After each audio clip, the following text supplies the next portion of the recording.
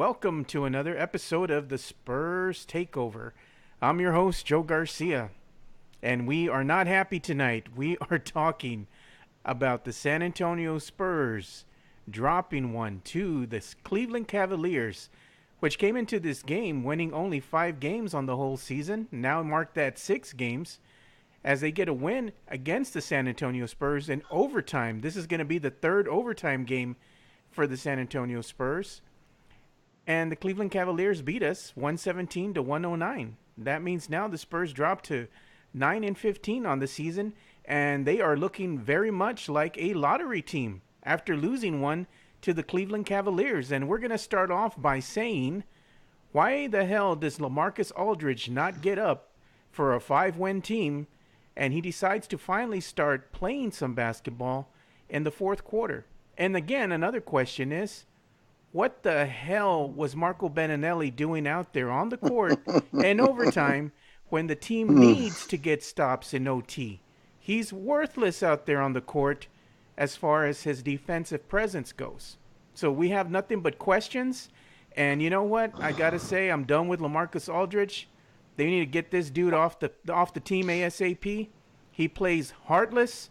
He seems like he does not care. He's disengaged. And basically, he's just a waste of space. They need to get him out of here. And this team is looking very much like a lottery team at this point in the season. So what do you all have to reiterate in regards to that? I think Wesley should go first on this one. He's I can tell he's going to explode if I don't explode first. Yeah. you know, What good can we say about this team at this point, in this juncture? Especially, like Joe said, LaMarcus is a cancer. Let's be honest. Let's just say it how it is. He's worthless, man. He doesn't got no heart, dude. He don't care. He's got nothing.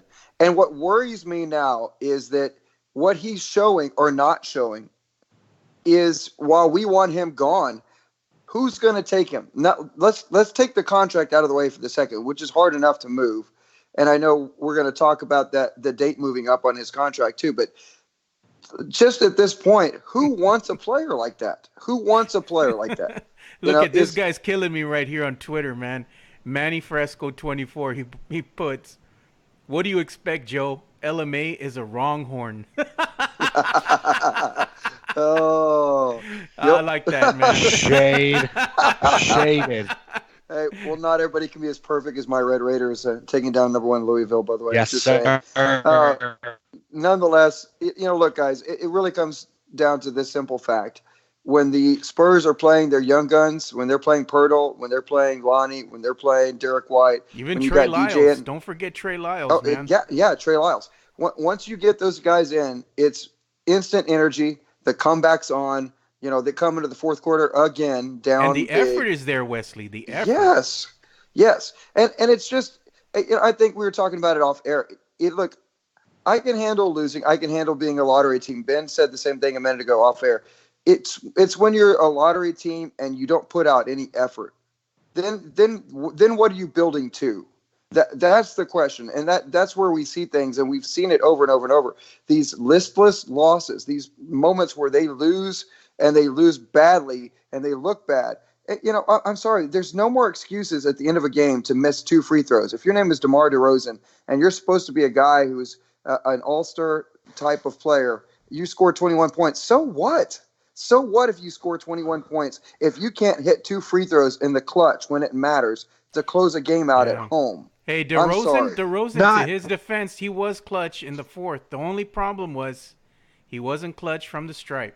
And if he would have just hit at least one of those free throws, we wouldn't be going to overtime.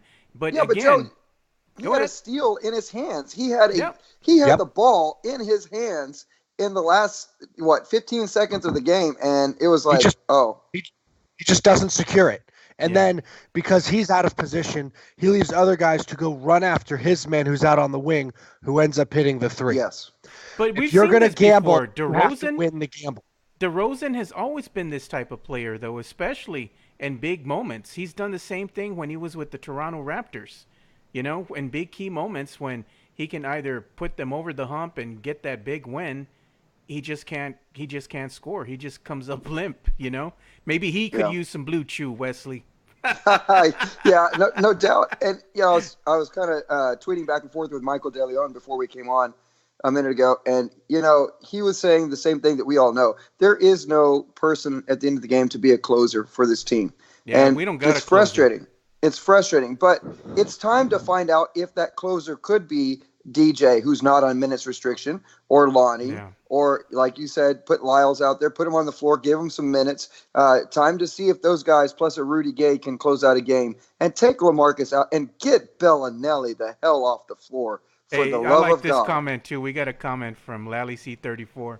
She says LMA needs to go. You can't say that enough, man. He does need to go. Manny Fresco says bundle them up and get them out. He's talking about DeRozan and LMA. I think that'll be a tough sell to anybody right now, especially with their expiring contracts. Well, DeRozan has an expiring contract, but LMA is fully guaranteed until next season. And then Almost. the deadline is January, I Yeah. believe, where if he Yep. stays with the team at that point in time, they're going to have to pay him something like 23 or 25 million dollars for that Well, performance that we yeah. saw tonight. Well, it's not just that. It's the so if for whatever reason they get rid of him before that January deadline, they only owe him $7 million Get of rid of him. next year's contract. Whereas if he's on the roster by that date, he's fully guaranteed the 20 plus million of the next season's contract. Here's the other thing that makes LaMarcus Aldridge difficult to trade. I'm pretty sure he has a 15% trade kicker to whatever team takes him. Wow. So that also makes him more expensive. Yep. So you have a myriad of issues of trying to get rid of him. I'm not saying the Spurs shouldn't get rid of him. I think if you can do it, do it. But there are a number of factors that make it much more difficult for a team who's maybe willing to accept his flaws and accept what he is at this point in his career. And then on top of that say, oh yeah, so not only are you going to pay him the 20 plus mil, but you're going to pay 15% more because he's getting traded to you. Mm-mm. Yeah, So Joanne that- Hernandez says it's December. What did she say? It's December, and yeah, I see nothing. I see nothing promising. Maddie Farner 84 says the most frustrating part is knowing our front office will do nothing to improve this team now or in the future. You see, that's the Okay. thing. The front office would, in fact, like to make this team better, but they kind of have their hands tied because of these contracts that they have. We don't really have a lot of desirable assets to trade. If we look at LMA, we look at DeRozan, they're not really desirable assets. We'd have to go ahead and include somebody else, and we'd have to trade away some of our future in order to get something in return that could help the team win now. But if we have the win now mentality, then we jeopardize our future because we could win maybe for a season or two, but over the course of 3 or 5 years from now, we're giving up our future if we do that. And that's really not the Spurs way. So there's a lot of other things that are going on behind the scenes. Believe me, we would all love the front office to do something. But unfortunately, because of bad decisions, this is the state that we're in. And I also blame all of this on the Deuce, because the Deuce was supposed to lead this team to the promised land, and he's out there balling over in LA with the Clippers, and our team is in disarray. And you know what? That all falls on the Deuce for going ahead and demanding a trade. This is the state of the Spurs that we're in right now. And that's what happens when one of your, bona fide NBA superstars leaves the team. We are in the state that we are in right now. And it's going to Quick be a question, long though. time. Yeah. Quick question. So this is my thing. As you look, I'm a pie chart guy. I can't help it. It's in my blood. If you look at the teams that the Spurs are currently, closely related to, teams that have been really consistent over the years that are kind of faltering. One is obviously the Golden State Warriors, and they have their guys hurt, right? But the Warriors are going to have a healthy Klay Thompson and a healthy Steph Curry with Draymond and probably the number one pick Yeah, at the end a of this nice year. pick. So this is the thing, Joe and Ben. I'm not so sure that you shouldn't try to trade one of your best assets if it's DeJounte Murray or somebody like that. Because listen, I'm all about the draft, and I'm all about building the draft. I think it's the right move to do.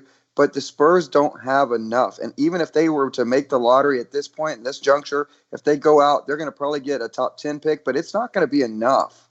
What is going to be the future of this team? And is it going to be enough with the guys that are there? I think there's promise.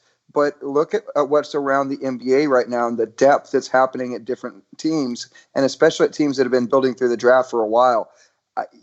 It's something that they have to be very cautious with, because there are going to be teams that are going to be better sooner than later, and they're in a similar predicament. Just saying.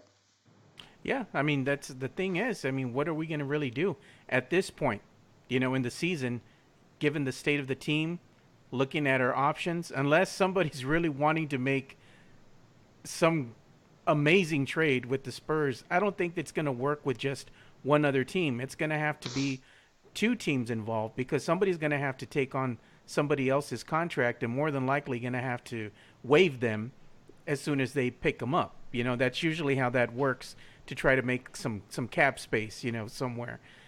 There's a lot of different factors, like I stated, that happen behind the scenes. But either way, this team is who they are. We're going to have to just ride out the season with them. And unfortunately, it's going to be a long season. This is uncharted water for a lot of for these new Spurs fans here. They're used to this excellence, that they've had for the last 20 plus years. And unfortunately, having bad seasons is all part of the growing process. Unfortunately, it's happening to us right now. So, Ben, pull us off the ledge, man. Is there any good news, anything you can tell us that can brighten our day? So here's the thing. If the Spurs end up in the lottery, they have some good choices. There are, depending on what you want and depending on if moves are made before the trade deadline in February, the Spurs will certainly have options of good to great players they can grab in the top 10. So there's that. The other thing is, you have to decide. The Spurs have to decide what they want. Do they want to win now? Do they want to say, screw it, we're out, let's rebuild, let's do it, let's just start now? If we keep making the 7th, 8th seed in the West, that does us no good. We keep getting picks outside of the lottery, and we have to hope to be able to hit on guys outside of the lottery. You don't want to have to depend on that. Now, granted, the Spurs have made that work over the years, but that's something you should depend on. You need top lottery picks to become a good team down the road, or you need someone else's good lottery picks, like the Celtics, who basically fleeced everybody, and now nobody wants to trade with Danny Ainge, rightfully so. So the Spurs have never really done that, and the problem is, history tells us that they will not make a major trade before the deadline. They rarely, if ever, do that. Now, they do have a new GM, Brian Wright. He came up working under R.C. Buford, so I'm sure he has many of the same policies or many of the same thought processes when it comes to these things. However, what I'm hoping for is that he's a young enough guy to come up and say, you know what, we need to do things a little differently. Today's NBA is not going to allow us to win with a LaMarcus Aldridge and a DeMar DeRozan dominating our minutes. Neither of those guys really shoot threes and make threes.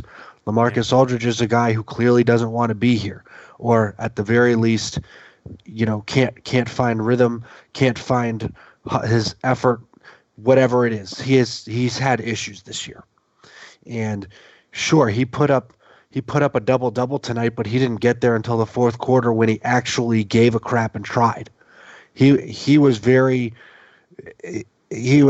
I mean, you watch the first 3 quarters of this game and you're wondering, where is LaMarcus Aldridge? Yeah, he was just very lethargic and uninterested. Yes, that's the word I was looking for, lethargic. Yes, he was exactly that. He was just not. There was. You look at the game and you're saying to yourself, why doesn't he have more rebounds? There are opportunities for him to go get the ball and rebound. You've got Jakob Poeltl The problem is Jakob Pertl comes over, he helps, right? He can't go box anybody out because he's had to help the ball handler who's gotten by the perimeter guy. So now he's the primary defender. Yeah. He comes on, he has to come contest the shot, or he blocks the shot. Or crashes the boards. Right. Yep. Nobody else crashes the boards is the problem. People are too concerned with trying to leak out and get an easy layup, but you don't get an easy layup if you don't get the rebound. Yeah, Simple but as that. The problem is all this stems from the Spurs not playing defense consistently. The team cannot play defense for whatever reason, even though this is pretty much the same team that we had in the prior season. They just completely forgot how to play defense for the 4 full quarters. They play defense in spades. They go on a little stretch there where they'll go ahead and play defense for 2 or 3 possessions, and then after that, you once again have them. What this is the thing that I've noticed with their defense. When they get into a zone, what they do is that they go ahead and they crowd the paint. If you watch the tape, you have everybody centered inside the paint. The wing is completely undefended. That's why teams are just shooting lights out on the Spurs from beyond the arc, because they're so hell bent on trying to clog the lane and go after these rebounds that they're foregoing playing perimeter defense out there on the wing. So they're just letting teams shoot on them at will, and then finally when the Spurs decide to go ahead and play some type of man-on-man, they get cooked because you have mismatches, because you have small shooting guards. So you have these mismatches where you have Kevin Love going against a Patty Mills in the paint, which we saw happen at least a couple of times tonight. And what did he do? He cooked him. He did exactly what he was supposed to do. LMA, in that same situation, you know what he'll do? He'll go ahead and settle for a fadeaway jumper over a smaller defender. And that's asinine, because he could cook that defender inside the paint and possibly go to the stripe for a three-point opportunity. But the problem with LMA is that he's lazy, inconsistent, disengaged, and doesn't care. And basically what that translates to is a piss-poor effort out there on the court. And I'm tired of his mediocrity. I want to get that individual off this team. He has no heart, and he has no business here wearing the silver and black. He's softer than the Stay Puft Marshmallow Man. There's no doubt about it. He is just as soft as it comes. And look, I agree with both of you so much. The one thing though that is more frustrating than anything is the fact that you see second and third opportunities, in just really bad spots. You see, it's just the lack of focus. I mean, both of you alluded to it, whether it's blocking out, whether it's, simple stuff. Somebody gets a hand on the ball, but then nobody else is there to back that person up, or somebody crashes the board, but like Jakob, but nobody is there to help, and just simple stuff too. What the Spurs used to be so good at was when another team would come off a pick and roll, they would quickly get up in front of that next person as the pick came up across that pick and pick that man up. And how many times did you see Kevin Love come across that pick tonight and just have a wide open three? And speaking of Kevin Love, don't you think for a moment that was a little bit of a tryout for the San Antonio Spurs because of all the rumors lately? And I don't know, but if I'm the Spurs front office, I saw that tonight. Can you please go trade for that man? Because he's a much better looking player than we have on our roster in any other position there, especially for that LMA, the Stay Puft Marshmallow Man. Yeah, one player that really cooked the Spurs tonight inside the paint, going to the rim and was really aggressive for the Cavs, was Clarkson. Clarkson had 25 points on the night, and he just basically was able to score at will inside the paint. He even went at LMA, and I saw his hang time there. He hung in the air. He got the contact, or he initiated the contact, got bumped, and was still able to go ahead and knock down the shot right in LaMarcus Aldridge's face. What does that tell you about this guy? Here's the thing with Aldridge. He will help. He will play decent enough help defense, but he comes up to the guy and he gets his hands up, does not jump, does not try and make that shot more difficult. His feet do not leave the ground. He moves his hands. Here's the thing. Colin Sexton got pretty much whatever he wanted tonight, too. That's the other issue. Part of that is playing picks poorly. Part of that is guys helping too much and leaving shooters open. Granted, he only made one of his 5 threes, but there were a lot of instances tonight where, for no reason, Patty Mills or someone else would come off their guy and leave a three-point shooter open when it's like, give up the layup. Don't give an open three. Yep. In this day and age, in this NBA, don't give up the open three. Let him go to the basket. Who cares? Honestly, who cares? So he gets a tough 2. Who is that hurting? You live with that. You always live with that over a wide open 3, especially if it's a corner 3. You do corner 3. Too many of those. There were too many below the break 3s tonight. So that was the frustrating part for me. And I just don't understand where the defensive principles have gone. I don't understand why the Spurs don't completely ice screens. They don't have the big just jump up, hedge hard, come out in space, and just say, you now have to go around me, and give their guard time to get back. They want to switch everything, and that's how you end up with Kevin Love being guarded by Patty Mills. Yep. It just makes no sense to me. Yeah, I was going to say the one thing that I've noticed that the Spurs have in common is everything points to LaMarcus Aldridge. And what I mean by that is since they've had LaMarcus Aldridge on this team in the absence of Tim Duncan retiring, this team has gotten worse on the defensive end. And if you look at their statistics, they've statistically have started declining, and I think a lot of that has to do with these newer players coming in, trying to get familiar with the Spurs system, which is something that's kind of difficult to do. You need at least 2 to 3 seasons to really fully encompass this Spurs season and get acclimated to it. And another thing is we need to have players who want to play out there with heart and bring that effort. LaMarcus is not going to be that guy. He was never that guy in Portland.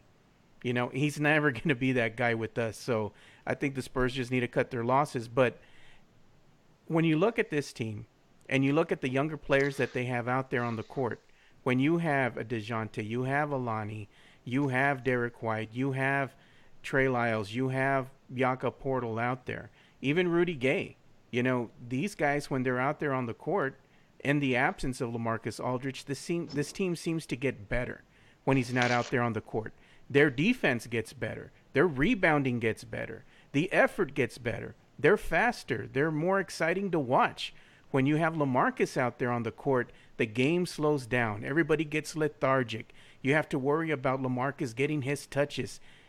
I mean, how much motivation do you need to give this guy to get up for a 5-win team? It's like you're a director and you're directing a movie, and an actor comes up to you and tells you, "What's my motivation for this scene?"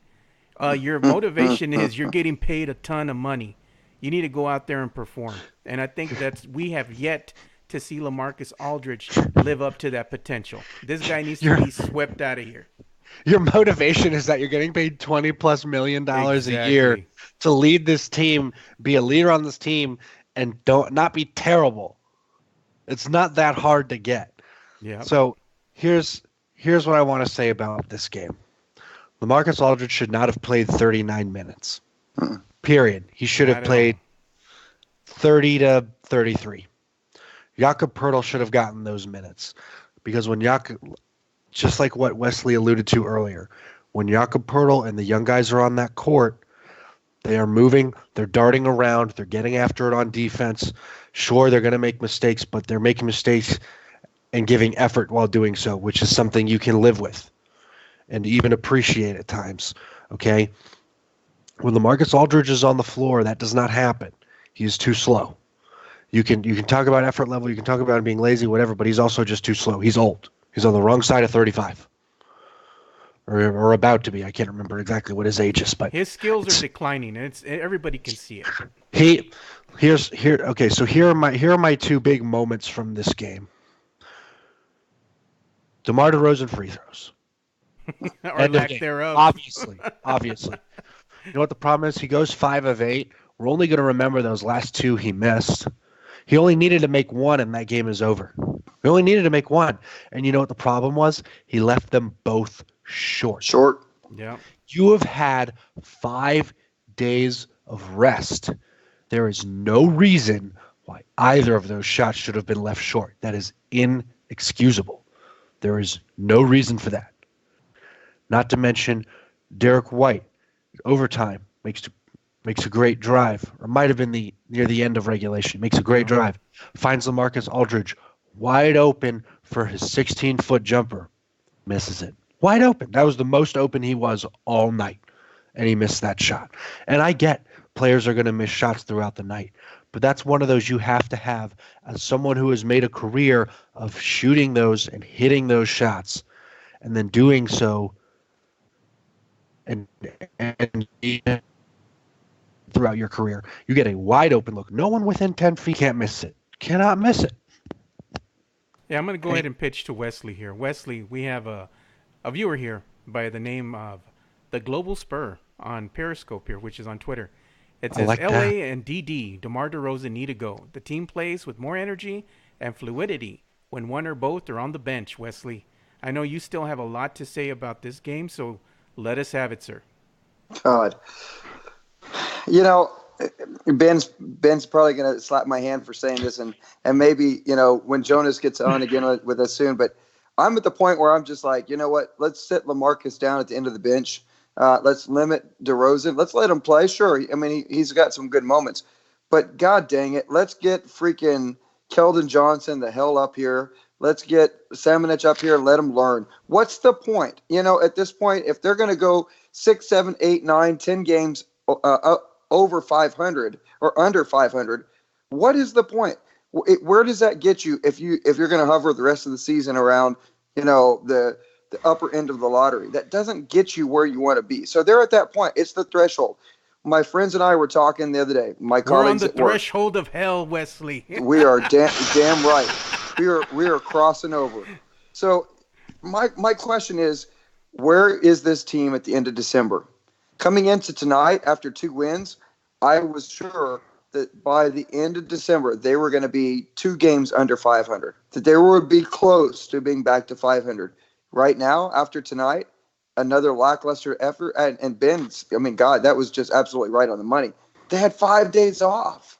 You give a lackluster effort. It's one thing if you're rusty, but you gave a lackluster effort. Yeah, they had no energy. No none energy whatsoever. And you know what are you about? What's worth fighting for if you're a teammate of LaMarcus Aldridge or DeMar DeRozan? Because you do all the work to get the team back in the game. Pirtle pours his heart out into every possession, goes after every shot, tries his best to impede every drive, only to see LaMarcus play the matador and just give up every Olay layup or every three-pointer with his hands down, picking his nose, whatever the case may be. And, you know, and again, I know the man can retire anytime he wants to. He should never be ousted. Greg Popovich is the first face on Mount Rushmore of basketball coaches, no doubt. But good Lord, Pop, you've got to stop with this lineup. You got to stop with Marco Bellinelli. You got to stop going to the well with a Patty Mills at the end of the game who hit the freaking backboard on a three-pointer and nothing else. You know, you've got to stop this. You've got to he go wasn't to the even players. close with that shot. He Poor wasn't close. child. You know, do we need to rewind the tape of Lonnie Walker going for 28 against the Houston Rockets and single-handedly having 19 in the fourth quarter? Do we need to remind anybody about that? I don't think we do. So if the answer is, yeah, they might win just as many games with the young talent as what they're going to win right now on this pace, and they might lose as many, well, I don't know. I'd still go pay money to go see them lose games with the young guns giving their hearts out every night. That's just me. Yeah, I would rather see them ball out with the younger generation, you know, the younger generation of Spur, because the guys that they have clearly don't have that effort, the want to, how we say in Spanish, the ganas. You know, they don't have the want to go out there, the heart, the effort, the energy. None of that's there. You know, so if these guys are underperforming, you need to get somebody in here. You need to get some new blood in here, and maybe that'll be infectious, and the team will start playing with more energy. They need high energy players to match the effort of the younger players out there. And right now, the old folks aren't doing their job too well. They're looking really old and dated. And one LaMarcus Aldridge, that guy needs to just get off the team. I'm done with him. You know what? I think Pop has come to the juncture now where he needs to start calling them out. Even in the public eye, in the media, he needs to call out the effort, and he needs to name names. You want this team to get better, then have them have some accountability. Call people out because they're having a poor performance, and see if you can't light a fire under their ass to play better. That's just me. I'm just saying, hey, you need to do something because clearly whatever Coach Pop has tried to do with this team isn't translating well. I'm sure he's beyond frustrated just as much as we are because the caliber of player that's out there on that team isn't the caliber of the Manu Ginobili's, the Tony Parkers, the Tim Duncans. Those guys aren't walking through the gym anytime soon to suit up and get out on the court. Yes, we have Timmy out there on the bench, and he's an assistant coach, but he's not going to be playing in the games, so those days are gone. It took a special type of player to be able to go out there and perform at a high level. And currently, right now, the way that the Spurs are constructed, we're still searching for that special player. We need somebody to come up and take ownership of the team and become that vocal leader. And that has yet to transpire. We just have people going out there going through the motions. But until this team truly gets, one, a closer, and two, a floor general out there, a vocal leader, things will still be the same. So again, Spurs fans, just go ahead and buckle in because it's going to be a bumpy ride the rest of the season out. Okay, I'm gonna put my coaching hat on for a minute here. Okay, we can get upset with Pop and we can say you need to do this, you need to do that. I think it is a terrible idea for him to come out to the media and individually name players. If you want to say as a team the effort was lackluster, that is perfectly fine. And then you call guys out behind the scenes. That is acceptable. You do not do that. Absolutely do not do that to the media because then you cause way more problems than you're going to solve. We have problems now. But they would be much worse. Then you have people openly questioning Greg Popovich and if he has control over this team. And now you have lost control of the narrative. If you're the Spurs, you have lost control of your narrative. And that is unacceptable as an organization and as a coach of Greg Popovich's stature. You cannot do that. Now, if you want to go behind closed doors during practice and you want to light up LaMarcus Aldridge all practice, he might make him cry, Ben. He might make him cry. You know what? He's a grown man. He's a grown man. If he's going to cry, he's going to cry. That's fine. We don't cry in basketball, man. What are you talking about? We do it for Spurs fans. I was going to say, you can cry in basketball if you're holding a trophy. True that. Yeah. Okay. And here's the other thing. If the Spurs should have done their due diligence when they originally traded for LaMarcus Aldridge because he is a problem. Yes, he was going to be a nice compliment to Tim Duncan. He was going to allow Tim to play less minutes and be more effective, and that's fine. But what they should not have done is renewed that contract and signed him for more years for more money. That was unacceptable, and that was irresponsible of the front office. Even at that finished time, giving that horrible contract to Paul Gasol, which we're still paying him, I think, for this season. Even though he's not even with the team. Which is insanity, by the way. Yeah, and then, like you said, you have this horrible contract extension or guarantee that they're giving LaMarcus Aldridge. That's asinine. I fully agree with you. Here's the thing. That guarantee was coming one way or another. It was really just a matter of when the date was going to be. I think they moved up the date because maybe they're going to trade him and they're hoping some other team is going to be on the hook for that money. I can't really say, but we may hear chatter come this weekend after the December 15th deadline comes up when guys you signed this past offseason are available for trade. Yeah. So Merry freaking Christmas. Get him out of here. There you go. That's all I'm going to ask Santa for. I want LMA gone. Yeah.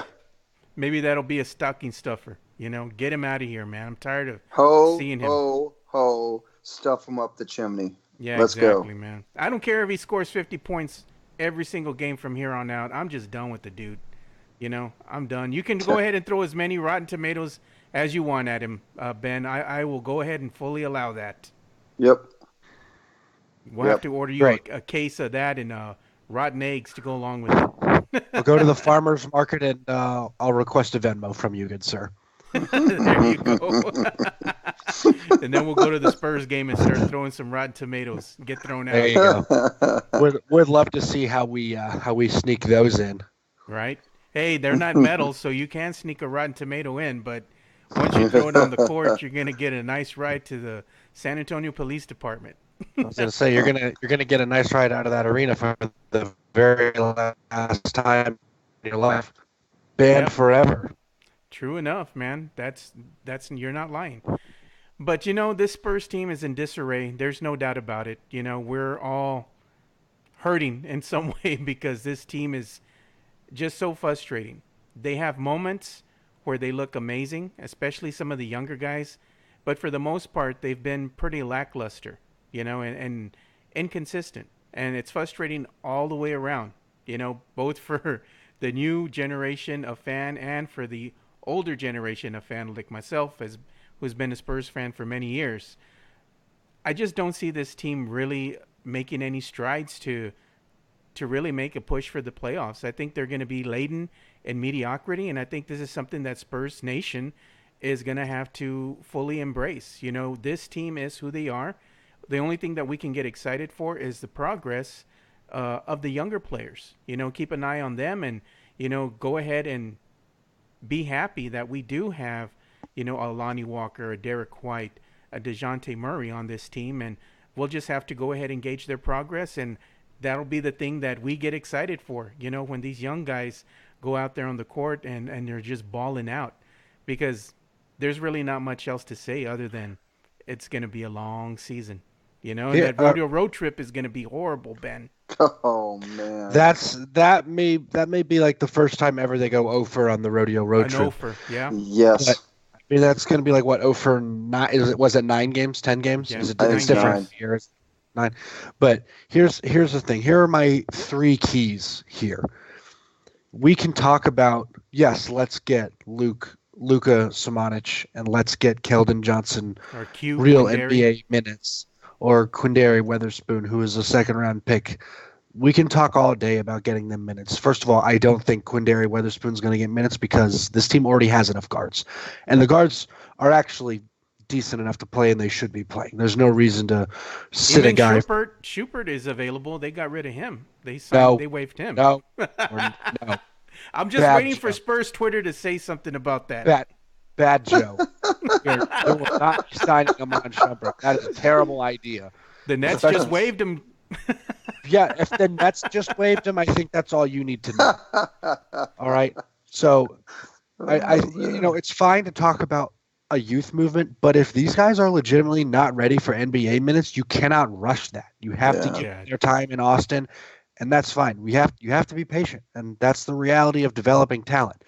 The other thing is, take more threes. The Spurs team is one of the worst teams when it comes to the amount of threes they take. Just shoot it more. You move when LaMarcus Aldridge is off the floor, you move the ball well, you get open shots. Stop thinking and just shoot it. They took 16 threes tonight. That's way too few. Yeah, I saw the stats, the team stats in that regards. It was did not favor the Spurs almost every night when they're shooting from beyond the arc. The other team is just balling out from beyond the arc, just chunking them up in spades. I believe if you look at the team stats, Ben, on any given night, a team is averaging anywhere between 20 to 25 threes on the San Antonio Spurs as far as taken threes. Yep. Not made threes, but the shots that they take from beyond the arc. The Spurs are well below that. Cleveland was well above that. They took 45. Oh, yeah. There you go. And so did the Rockets. The Rockets took some insane number, like 50, 55, I think it was, 55 three-point attempts. Well, yeah, if the Rockets don't get to the free throw line, they only shoot threes. True. Yeah. That's their life philosophy. Live and die by the three.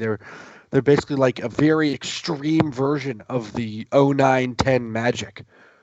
Hey, I just have to point this out back to a comment, because I know we just need more Shumpert talk. Uh, Oh, so how is it possible that Carmelo Anthony is still on a team and Shumpert is not, and the Spurs are 6 games under 500? Oh, and might what I world do add, we live in? Shumpert is actually a good defender. He He was is one a of the good better defender, defenders on the Nets team. but So he, go he ahead and can't shoot. And they don't need yeah, anybody else that can't shoot. he Guys, can't shoot. guys, I figured it out. We're actually living in the upside down. That's what's happening. We're in the upside down. Yeah. That would explain a lot. That would We have to explain we a have to lot. wait for season 4. Oh my God. That's what it comes down to. We have to wait for season 4. I don't know if I'm gonna make it to season 4, man. This team You and is. me both. I think I'm getting high blood pressure, man. I'm gonna have to start taking some pills or something because this You team and is me just both. frustrating, man. It's just frustrating me. I'm gonna go bald, Ben. I'm gonna go bald. I want to pull my hair out, man. I still got hair on my head, man, but this team is just so frustrating to watch. I don't even know what to do. Actually, Jonas had a good observation. He said that the Spurs will get up to the level of the talent of their opposing team. Like they're going to go ahead and gauge their effort based on the quality of team that they're facing on any given night. So for a team who is subpar and had only won 5 games, the Spurs just matched that, and they didn't even match the intensity. They were below that because they didn't get up for this Cavs team. But then they have, you see them go up against some other teams. Like they'll go ahead and face the Bucks, and we might see them get up for the Bucks and give the Bucks a run and start playing really good defense, and might only lose by a couple of points against the Milwaukee Bucks, which leaves you scratching your head and saying, if this team gets up for some of the better, upper echelon teams in the NBA, why don't they play like that on a consistent basis? It's like they're only going to go and get up and play to the level of whatever team that they're up against on any given night, whether it be a good team or a bad team. And that's not a recipe for success. That's a recipe for a lottery team, that inconsistency. But the Spurs right now, the Spurs way is to just go out there and try to ball out. They're not going to go ahead and tank. They're not going to just lose games on purpose and hopefully get a high lottery pick. I fully believe that this team is still going to wind up winning somewhere in the neighborhood of maybe 29 or 30 games on the season, but they're not going to be in the top 10 as far as their lottery pick. They're going to be on the outside looking in because, again, that's not the Spurs way, which is going to frustrate the hell of a lot of fans because they're going to be like, what are we playing for? So yeah, it's going to frustrate me. I can tell you this, and I'm going to say this. I got to point this out to Ben's 3 keys and Joe to what you're talking about as well. One of the keys that I'm tired of seeing is that they got to change. Is they got to stop with the ISO ball. It's like the entire overtime was nothing more than dribble the ball down the court, give it to DeRozan, clear give out, it to and let him do his DeRozan, thing. clear out. Yep, Mm-hmm. and it wasn't just them tonight. I mean, Rudy Gay, same thing. It was any time that they got into any kind of situation where they felt like they're getting behind, it was one-on-one basketball, and it's so frustrating. That's where again it's the younger guys, and the other observation guys, and maybe a key is watch what happens with the ball movement when those younger cats are in the game. Watch the assist numbers. I'd be curious what the plus minus is of the assists when you got a lineup of DJ, Lonnie, Rudy Gay, Pirtle, just those 4 alone versus what you get when you get the starters back on the floor. I'd like to know. I'm being honest. I don't know what it is, but I guarantee you the assist numbers are super low for the starters comparatively. Yeah. This is going to be a really huge blow to the Spurs' ego and their psyche moving forward. Joanne Hernandez had something to say here. She says Suns are going to blow the Spurs out on Saturday. They always struggle against the Suns. That is true. And coming off a loss like this against the Cleveland Cavaliers team, who had only won 5 games, now 6 games against the San Antonio Spurs, the Spurs are in, like I said, they're going to be in a disarray. And you're going to want to, try to get back on the horse and get a win. But it seems like this team can't win more than 2 games, and then they go on a skid again. I believe we have not even yet to see them win 3 games in a row this season. And asking them to win 3 games in a row is like trying to climb a mountain. We might as well be trying to climb Mount Everest because it seems like a very daunting task for them to try to ink out a win, three Actually, times in they a row. started 3-0 to start the season, and Yeah, then they well, there went you go. 4-16 or something like that. The rest through the next games, but It's Good only yeah, been times. like they Good win two times. games and then they lose. They win another yeah. game, they lose. They win another two, they lose. And this thing about them going into overtime, this got to stop. This is getting ridiculous. I'm like, you fell behind from the get go to a 5-win Cavaliers team, and you have better talent on your team. The Spurs do, and they still can't seem to find a way to get it together. There's just really no excuse for anything that's happening with this Spurs team right now. It'd be interesting to me. I'm going to go and look right after we finish with this segment. I'm going to go on Twitter and I'm going to see what the Spurs fans and what Coach Pop has to say about the state of the team as far as what they did out there on the court tonight and what he thought. What was his thought process? What did he have to say about this loss against the Cleveland Cavaliers team? I'm pretty sure. Look at D Smooth 210 said Pop only talked for 12 seconds and didn't take questions. Yeah, that seems to be about right for me. He was probably very frustrated and just said something like, "We lost. Bye." Just did a 360. We lost. We're out. Bye. I'm going to go back to the locker room. It'd be interesting to see if these players wind up having some type of players meeting. Something needs to happen. Something needs to change with these guys because right now their season's at stake. I mean, they can't even figure things out. They might not even win 20 or 30 games this season. So I don't know, man. I'm at a loss for words. But, we're going to have To to the go ahead. lottery. Yeah, to the lottery. But before we go ahead and end this show, we're going to go ahead and give you guys a chance to plug yourselves.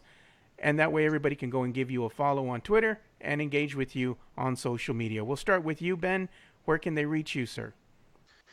You can reach me on Twitter at @the_Boomstein. I'm here for all hot, cold, and terrible takes. I give a few out myself. Following college basketball as well. If you're looking for draft prospect watch stuff, I'm your guy. A lot of great talent in the top 10 Spurs could be looking at. If you want a guy to possibly replace LaMarcus Aldridge, who is going to run the floor, get boards, be generally athletic, Onyeka Okongwu for USC. Ooh, There say you that go. 3 times fast, Wesley. 6'9", yeah, 6'9", 245, runs like a gazelle. Wow. Lovely kid. Someone to look at. Got to keep an eye on that kid. And on you, Wesley, where can they reach you on social media, sir? But before I plug me, man, if you don't follow Ben, you got to go follow this guy. His college basketball IQ is something else. And if every night I don't have to watch any of the games, I can just follow his lead. He's going to give me the play-by-play nearly. My man. So it's pretty cool, and he stays on top of everything from the smaller teams to the bigger teams. So kudos, man. It's really fun to watch that. Appreciate that. Thank you. You can follow me at Wesley Perk. I'm equal opportunity to talk about all things that suck right now, including the Astros and their problems, and the Cowboys. of course, Don't forget the the Cowboys. Cowboys. Oh Can't God, forget yes. them. And for a little while, it even looked like my Red Raiders. Although, again, plugging them, Chris Beard, best college basketball coach in America. Thank you very much. Go Red Raiders. And the Red Raiders just finished beating the #1 team in all You're of dang right. NCAA basketball. And another #1. That's right. That's right. No, but and then of course a lot of talk about the Spurs, and although I know we're all frustrated and we want this team to do better, we all still love this franchise, and I think that's what is important, and the fans need to know that too. So yeah, look me up a little bit. We'll talk some stuff and have some discussions and some opinions. Yeah, and if you want to get a hold of me, just to let you know, I am officially done with LMA. I don't have any LMA gear, thank God. I wasn't stupid enough to go out and buy a jersey.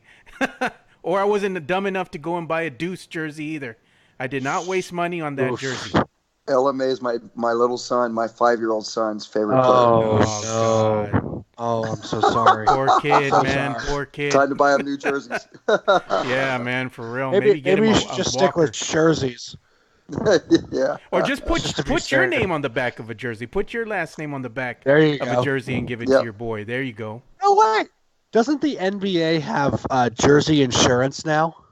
I think they Oh. do. We That should might be take a worth look it. at that. The alternative is I still have a Kawhi Leonard jersey, so I could, but yeah, I'm not going that far. So Yeah. Not worth it. Yeah. Well, anyway, they can reach me at Two Shots Podcast across social media. I'm on Twitter, Instagram, YouTube, and Facebook at Two Shots Podcast. It's all spelled out TWOSHOTS Podcast. And I'm here for your any and all discussions related to the world of sports, including nerd discussions as well, because we do love us some Star Wars. Wesley loves him some Game of Thrones, even though that series is over. But we got other things to talk about. So hit us all up. We're all here for it. We love talking with the fans and interacting with you guys. So for Wesley Perkins and Benjamin Boornstein, I'm Joe Garcia. And thank you guys for listening and watching another episode of the Spurs Takeover. Like we always say, spread the love, stop the hate, be kind. We're out. Peace.